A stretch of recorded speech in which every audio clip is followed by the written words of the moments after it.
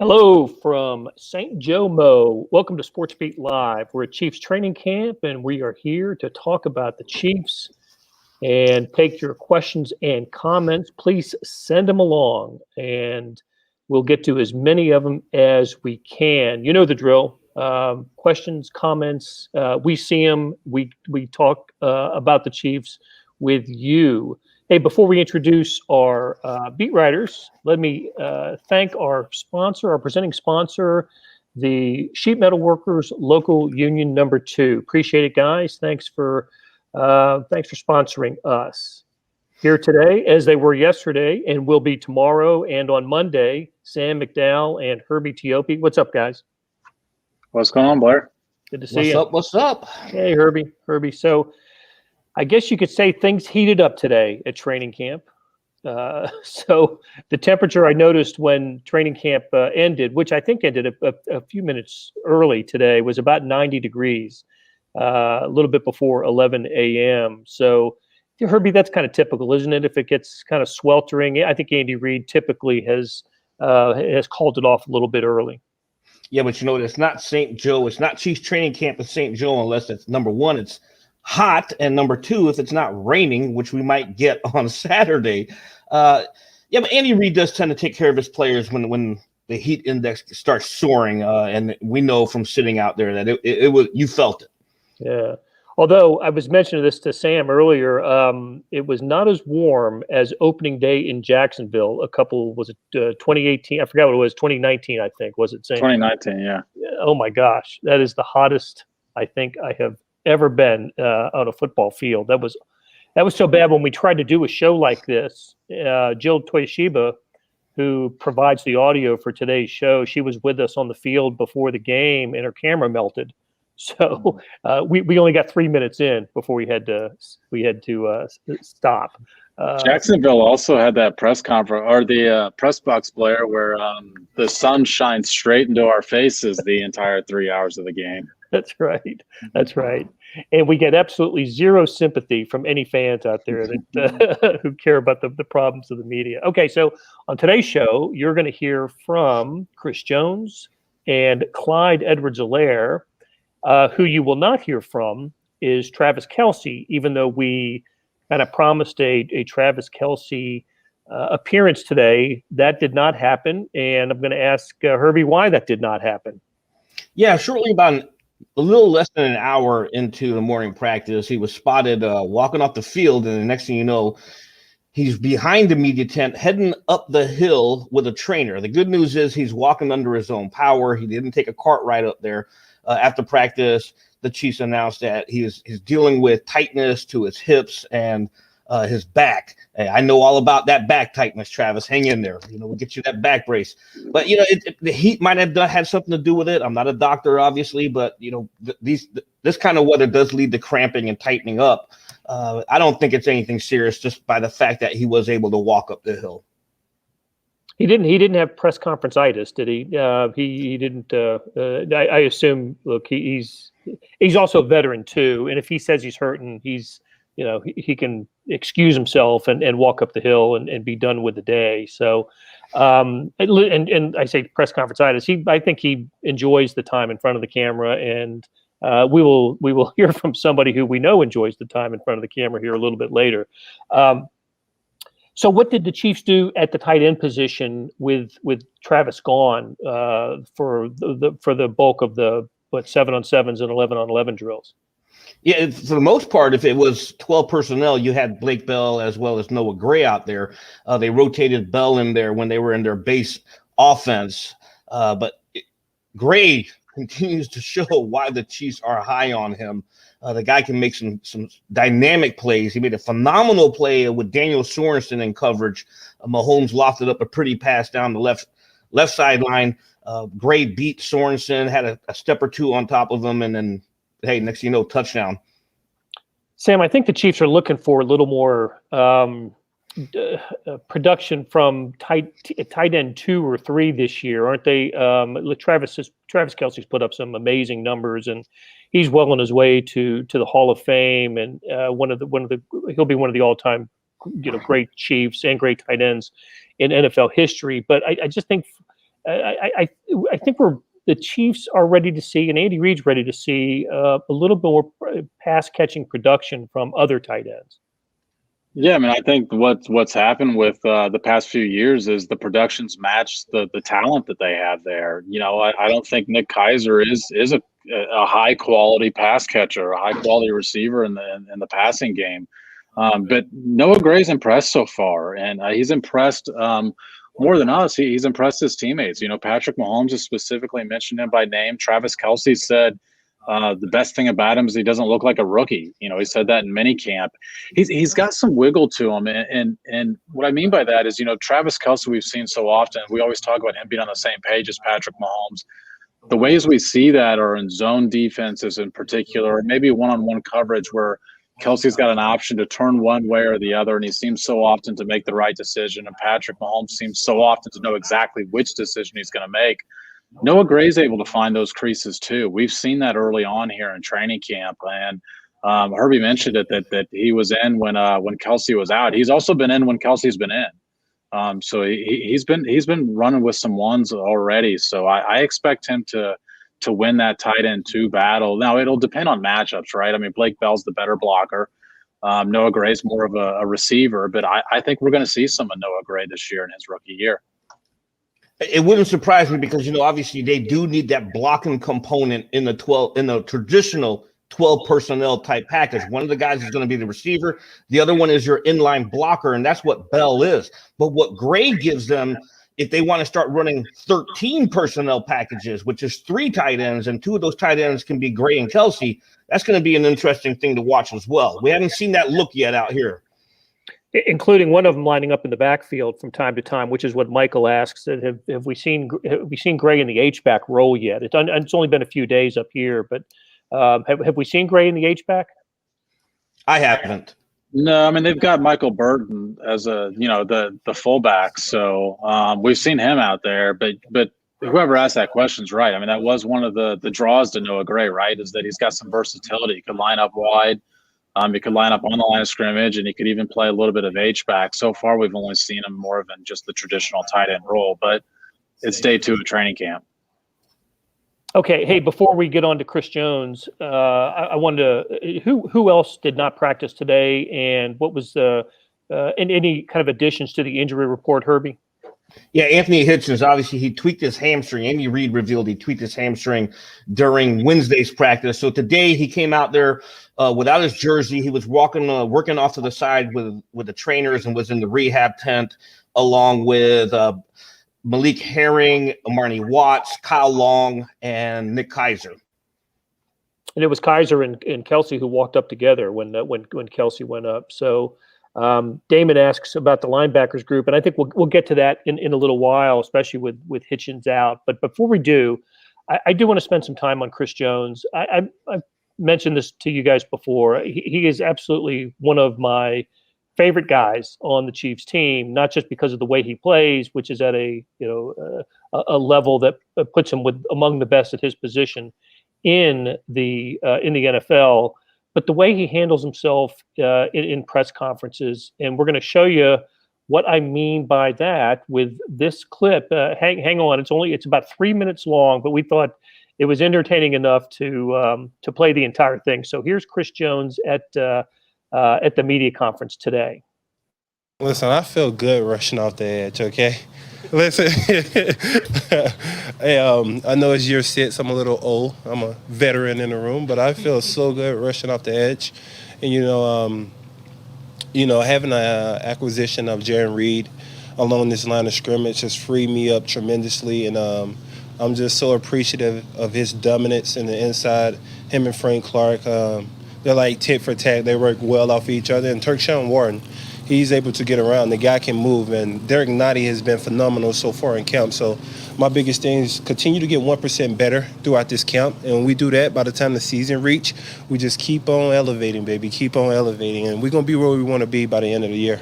We talked to you about just the transition on the field, switching positions. But what about like this last month, for example, after minicamp when you got your first taste of it? I mean, are you watching different film than you would watch in previous years? Like, what kind of preparation is different? Well, just more so adding to my my film session. Instead of watching mainly 3 techs, I'm kind of mix and matching, watching a few 3-techs, few DNs, Cam Jordan, guys that has set the stage for defensive ends this league.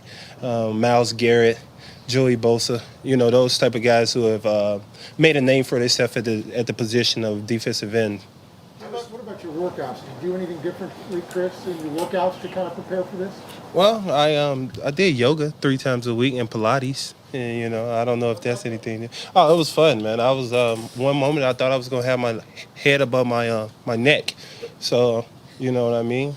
So it's been fun. It's different. I can do some positions now I never thought I could do, but it's fun. Is that new this off season? Yeah, I usually do Pilates during the off season, but I started a little early this year for my flexibility.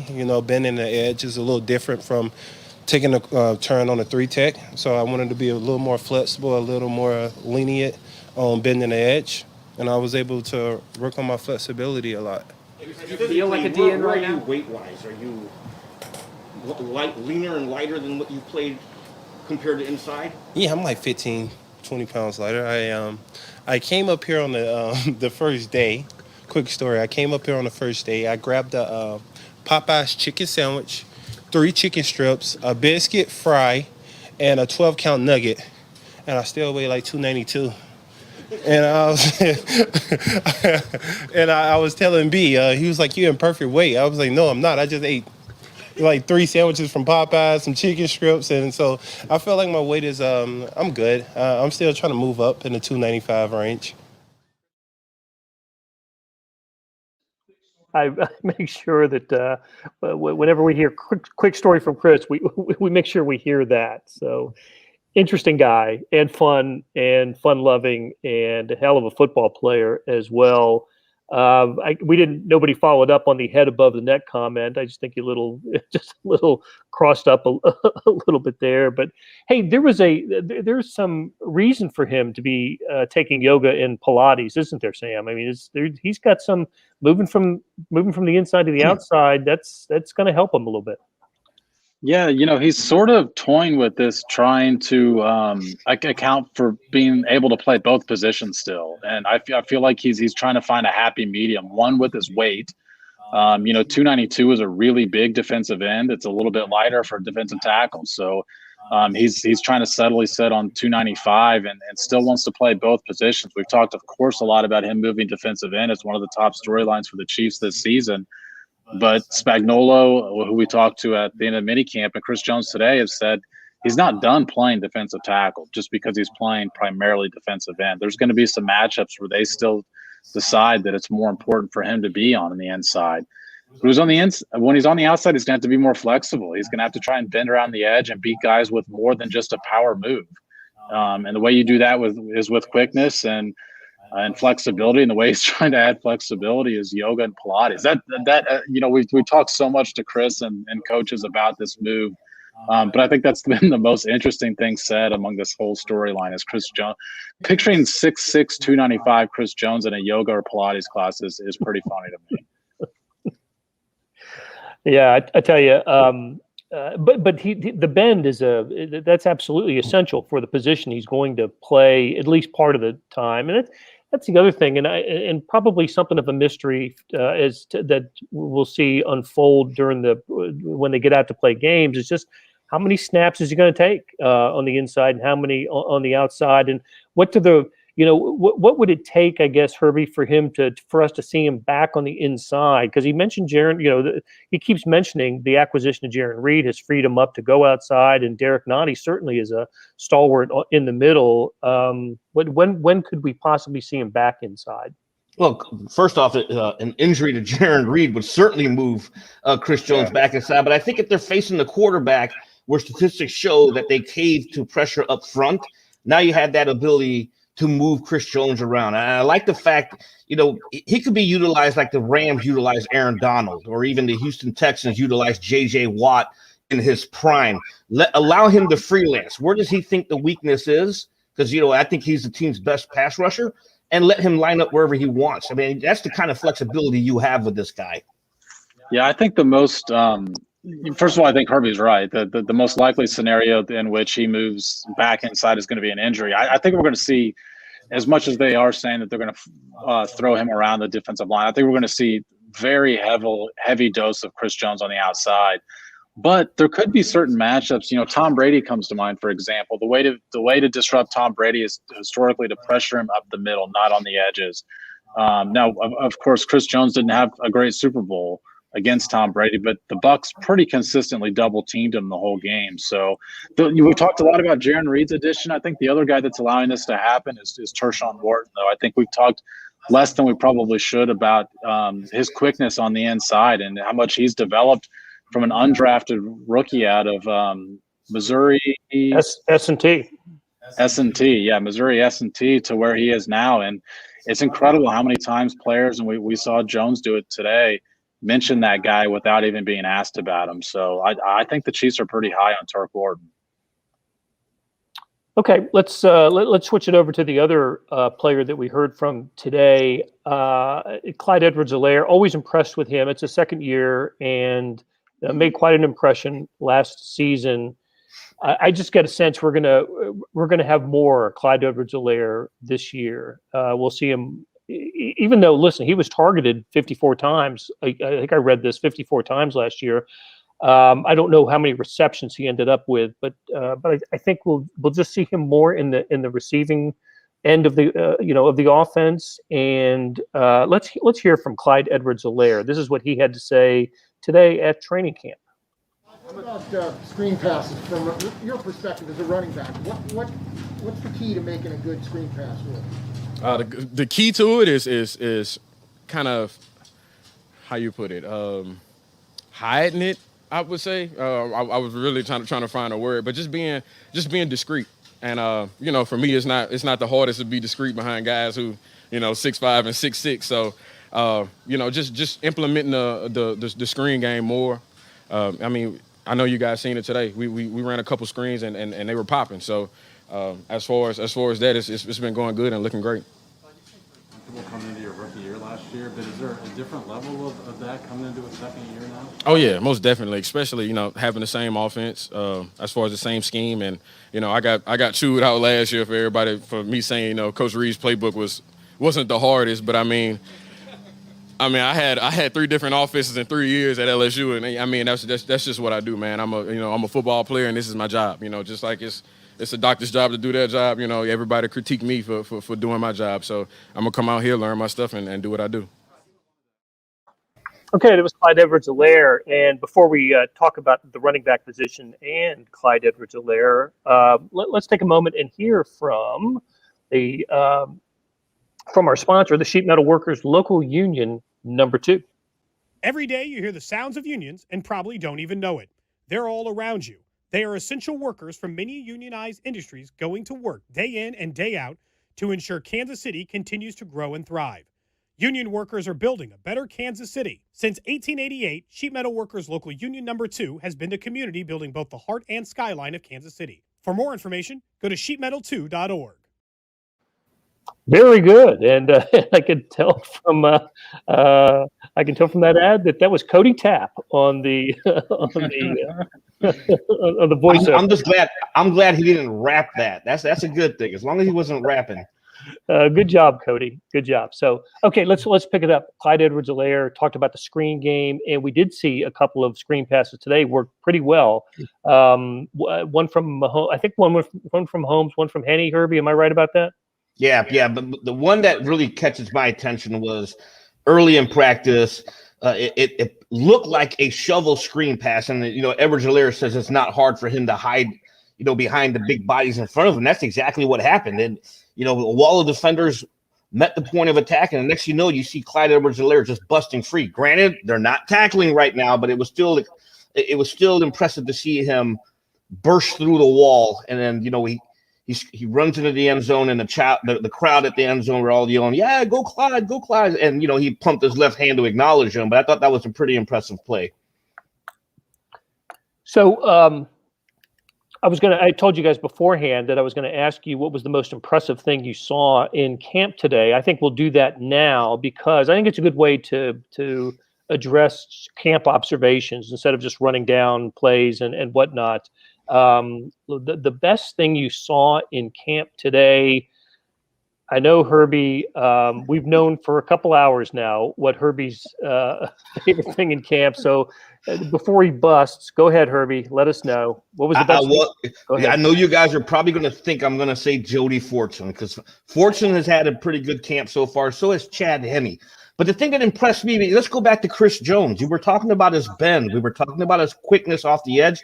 He showed that during team drills where he looked like he dipped against right tackle Mike Remmers, and he was clear. He was what would have been a sack on Patrick Mahomes had they allowed any type of contact on Mahomes, but that was an impressive pass rush. Okay. All right. Sam, how about you? Best thing you saw in camp? That is, first of all, that is the upset of the day that was not a Jody Fortson play.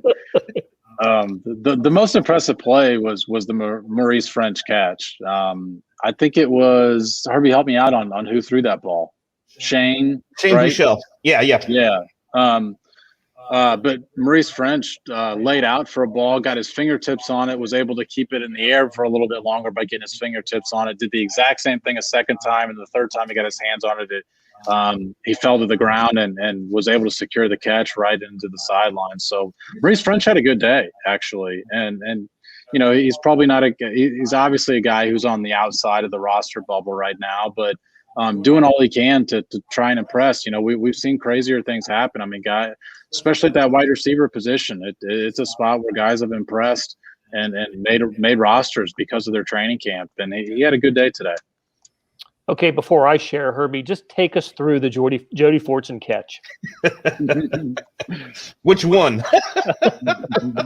There was one team drills.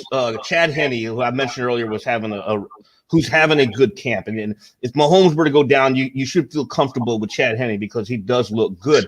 I think with Fortson, though, Fortson got behind. He ran a post pattern, got behind three defenders, and Chad Henne lofted a perfect pass over a leaping Ben Neiman and right into Jody Fortson's hands. And I was like, I couldn't help it. I was like, I might have cheered in the press box, but I said, Fortson. Yeah. It was a great catch. It was a really nice play, nice touch on the ball too. You know, the Chiefs list him as a tight end. He's always been called a wide receiver, 6'6", 230. Is he he's been on the practice squad since, you know, each 2019 and 2020. Is he a threat to make the 53? I don't know if he can make the 53 because, you know, if the Chiefs keep three tight ends, you got to think it's going to be Kelsey, Noah Gray, and Blake Bell. Kaiser has a lot to work for to even crack that 53. I don't think Fortson can do it yet. Remember, he joined the team as a tight end. They asked him to switch to wide receiver, and now he's back to tight end. And to me, he looks a little heavier now than he did last year. Well, last year they did keep four tight ends because they kept Ricky Seals-Jones, Deion Yelder, Kaiser, and Kelsey. Did Kaiser they really though? Did they with Ricky Seals-Jones? Did they really keep it? but you know, Kaiser hasn't practiced yet, and that obviously, I mean, Herbie just mentioned it. We think Kaiser might have a difficult time making the team, and it's not going to help him when he hasn't practiced yet. So Fortson, I guess, you know, I still think he's unlikely to make it, but if he wants to make the team, like, this is the opportunity. He needs to take advantage of the fact that he's getting more looks with Nick Kaiser out right now. Okay, one of the best things I saw today was Nick Bolton batting down a pass at the line of scrimmage. I think it was a Chad Henne pass.